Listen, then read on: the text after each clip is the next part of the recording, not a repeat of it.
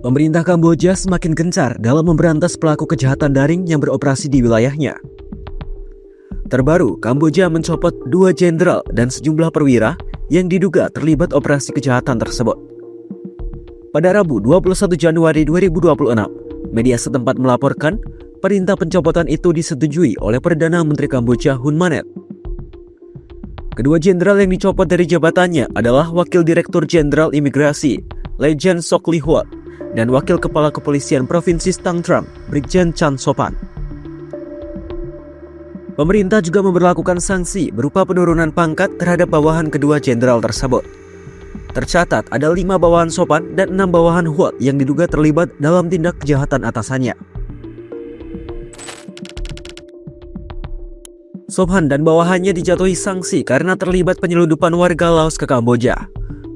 Polisi Kamboja itu disebut menjalin kerjasama dengan 4 warga Laos dalam aksi penyelundupan tersebut.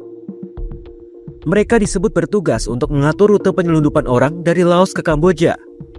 Nantinya, warga yang telah diselundupkan dipekerjakan di berbagai tempat penipuan daring. Sementara Huat dicopot setelah sebelumnya namanya turut disebut dalam penyelidikan bos jaringan penipuan Chen Zi. Sindikat Chen diketahui telah mengeruk puluhan miliar dolar Amerika Serikat dari tindakannya tersebut.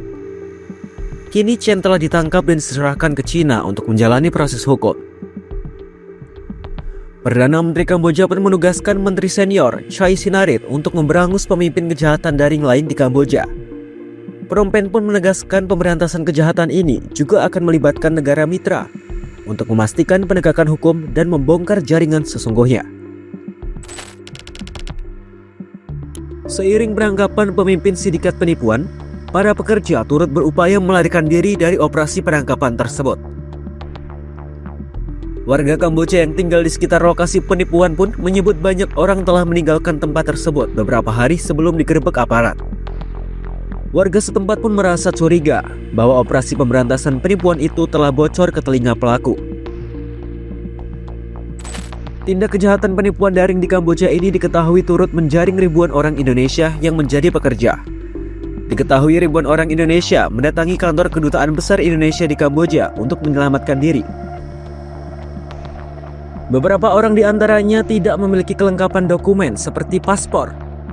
Dalam kurun waktu 16 sampai 20 Januari 2026, KBRI Phnom Penh mencatat adanya kedatangan 1.440 WNI yang mengadu dan mencari perlindungan terkait penipuan daring itu.